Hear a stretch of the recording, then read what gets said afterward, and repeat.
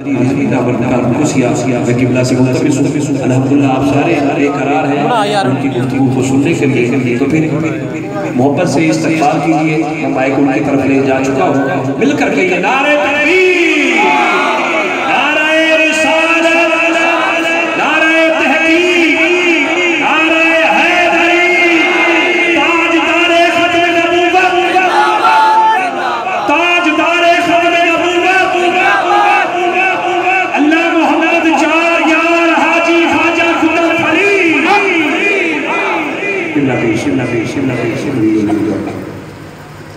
الحمدللہ الذی ذی العزت والعلا والصلاة والسلام علی سید الانبیاء شمس الضحیٰ بدر الدجا نور الہدی منبع الجود والعطا.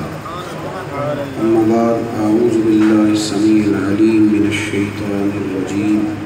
بسم اللہ الرحمن الرحیم. انما یخشی اللہ من عبادہ العلماء. قال اللہ تبارک و تعالی فی مقام آخر فاذکرونی اذکرکم.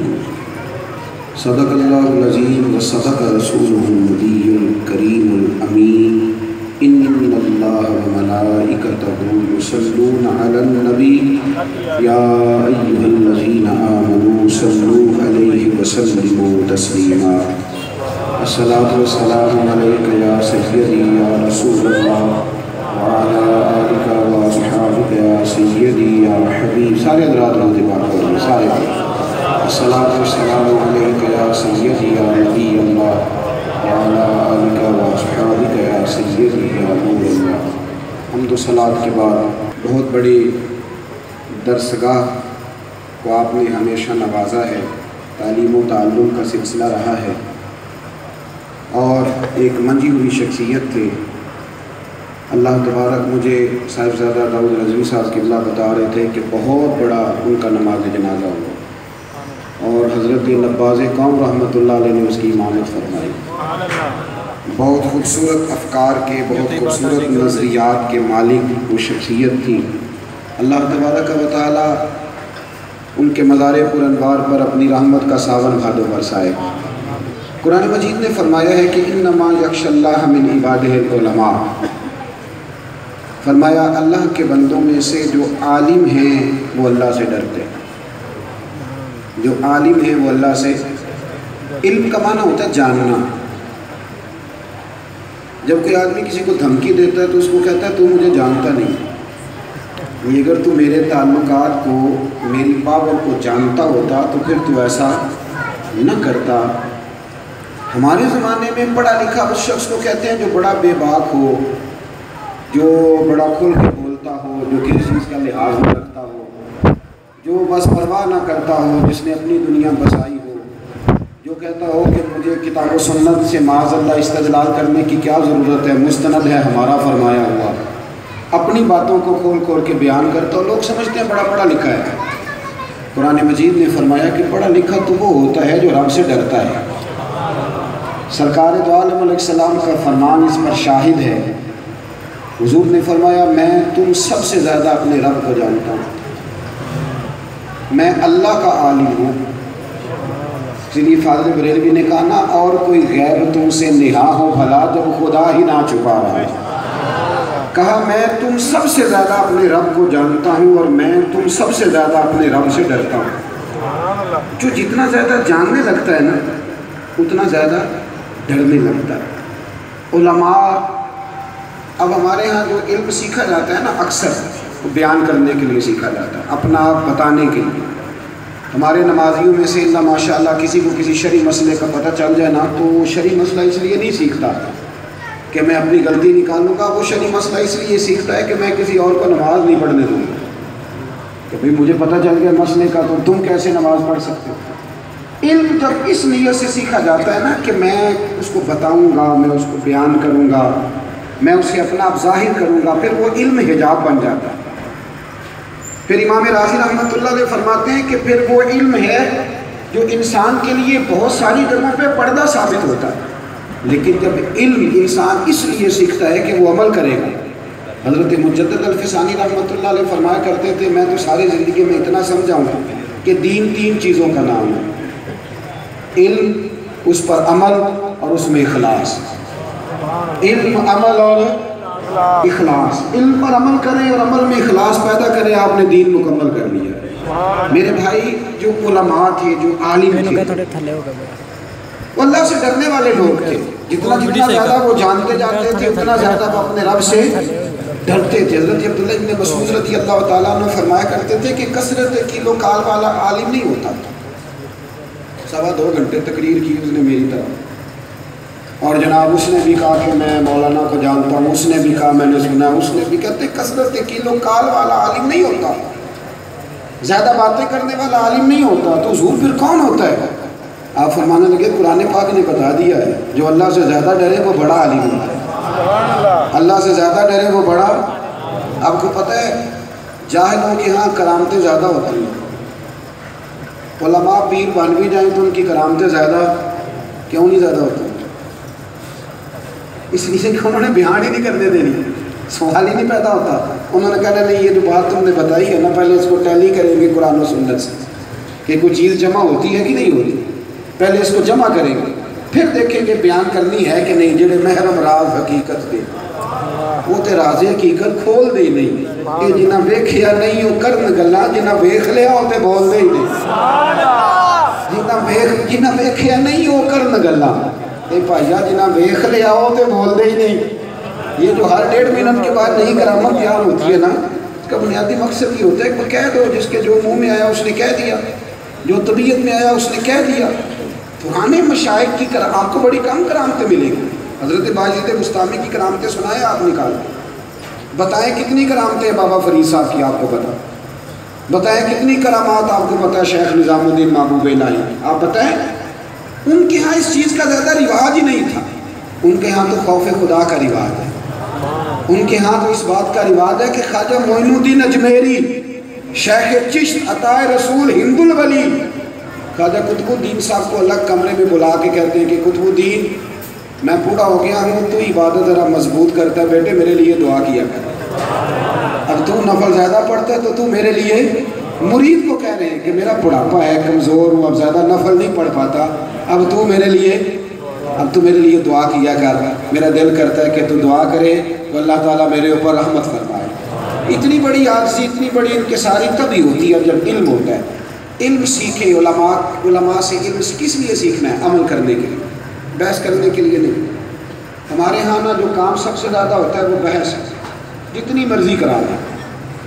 محرم شریف آ گیا تو بحث ہو رہی ہے، اصحاب ثواب کرنا چاہیے کہ نہیں، ختم دلانا چاہیے کہ نہیں، لنگر پکانا چاہیے کہ نہیں، محفل ہو رہی، بحث ہو رہی ہے. ربیع الاول آیا تو جس بیچارے کو ساری زندگی گزر گئی ہے نا میلاد کرتے، جس کی دادی اور دادا بھی میلاد کرتے تھے، وہ بھی ہر سال ہی میلاد پہ آ کے پوچھتا ہے کہ ویسے جائز ہے؟ خدا کے بندے ساری عمر گزر گئی، تیری 6 نسلیں میلاد کر رہی ہیں، اب یہ بیعت چھوڑ دے. اب تو یہ پوچھا کر کہ کس طرح کر کے درود پڑھوں تو میرے نبی راضی ہو. اب تو اپنے ذوق کا. میرے کچھ دنوں سے طبیعت ٹھیک نہیں ہے، میں گیا ہوا تھا لاہور پرسوں، تو تھک گیا، واپسی پہ لیٹ گیا گاڑی میں.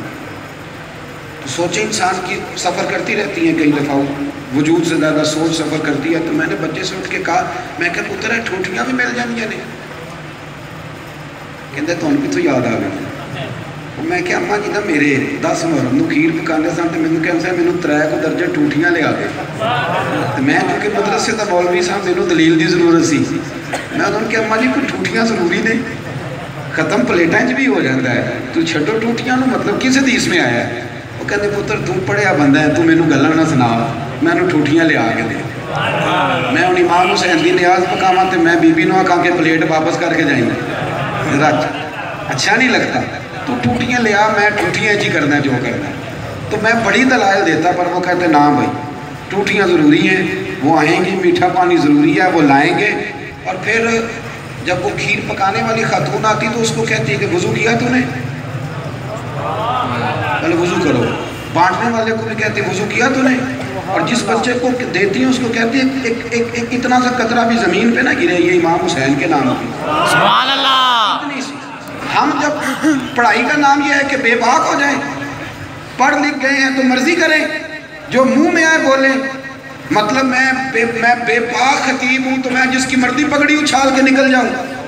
میں کسی صوفی کو نہ مانوں، کسی درویش کو نہ مانوں، کسی کا اکرام ہی نہ کروں، میں جو مرضی میرے من میں آئے میں کرتا جاؤں، اس کا نام میرے بھائی علم نہیں ہے۔ علم تو یہ ہے کہ بتا تو رب سے ڈرتا کتنا ہے، بتا تیرے اندر وہ، اور علم تو عمل کرنے کے لیے سیکھا جاتا ہے۔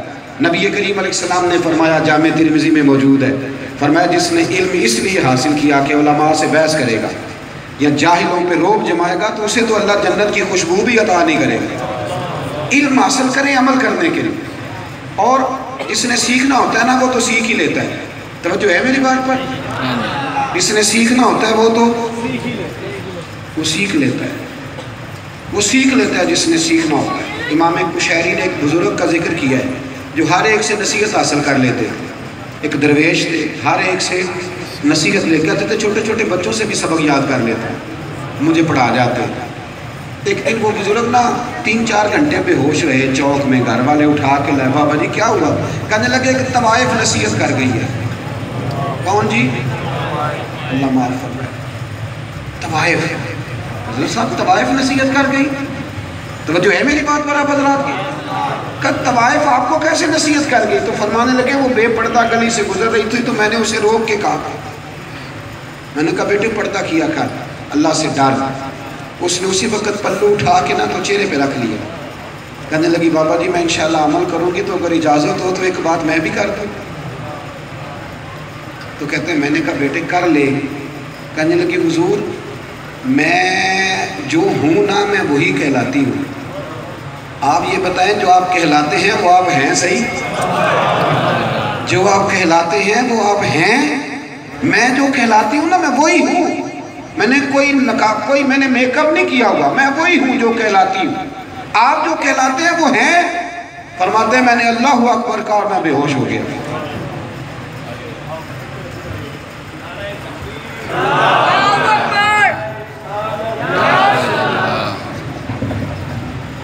حاضرین گرامی، واجب الاحترام، عزت باب، قابل سرزیب امیر اعلیٰ عالمی ادارہ تنظیم الاسلام جناب پیر طریقت رہبر شریعت صاحبزادہ پیر محمد رفیق احمد مجدد صاحب دامت برکاتہ، آپ سٹیج پر تشریف لائے۔ میں دل کی عطا کہہ رہی ہوں سے آپ کو آج اس خوبصورت محفل میں، خوش مبارک کی اس خوبصورت محفل میں اپنی طرف سے اور پیر صاحب کی طرف سے خوش آمدید کہتا ہوں۔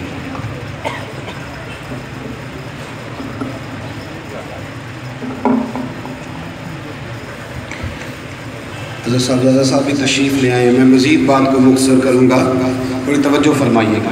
فرماتے ہیں میں کتنے گھنٹے بے ہوش رہا، پہ جاتے جاتے کیا بات کر گئی میرے ساتھ۔ عزیز دوستو، جب آپ نصیحت حاصل کرنے کے لیے علم حاصل کرتے ہیں، جب آپ کسی سے کچھ چیز حاصل کرتے، ہمارا مزاج ہوتا ہے، بہت سارے لوگ یہ شکوہ کرتے ہیں علماء بات نہیں کرتے، فلاں آدمی صحیح بات ہم تک نہیں پہنچا رہا، بہت سارے ہمارے شکوے ہیں۔ حالانکہ جو باتیں روٹین میں ہوتی ہیں، اگر ہم سے پوچھا جائے کہ وہ جو اتنے عرصے سے آپ جمعہ پڑھ رہے ہیں، آپ نے اس میں سے کیا حاصل کیا ہے، اب تک آپ نے سیکھا کیا ہے، بالکل مبادیات، ضروری باتیں، ان تک بھی ہماری رسائی نہیں ہوتی، بالکل ضروری باتوں تک ہماری رسائی نہیں ہوتی۔ اس لیے کہ ہم جب کسی کو سننے جاتے ہیں تو ہم دیکھنے جاتے ہیں کہ وہ شخص نقطہ کون سا بیان کر رہا ہے، اور اس کی گفتگو کرنے کے اندر اس کی پاور کیا تھی، اور کیا اس کا استدلال زیادہ مضبوط تھا کہ آواز زیادہ اونچی تھی، اس نے کانوں کو لذت کتنی زیادہ دی تھی۔ اسی بات میں الجھ کر کے ہم نے جو چیزیں حاصل کرنی ہوتی ہیں وہ چیزیں رہ جاتی ہیں، ڈھیر ساری بدگمانیاں جنم لیتی ہیں، ڈھیر سارے برے خیالات جنم لیتے ہیں۔ اور حضرت امام قشیری رحمۃ اللہ علیہ نے اسی مقام پہ آگے لکھا ہے کہ یاد رکھو جب انسان کا علماء سے اختلاف پیدا ہونا شروع ہو جاتا ہے تو پھر معنی یہ ہے کہ اس کا علم سے اختلاف شروع ہو گیا، علم سے اختلاف، پھر آہستہ آہستہ وہ علمی ذوق سے ہٹنے لگتا ہے، آہستہ آہستہ وہ پیچھے ہونے لگتا ہے، حاصل کرنے کا مزاج بنائے۔ امام ابو مالک رحمۃ اللہ علیہ کے پاس ایک شاگرد آتا تھا کبھی کبھار،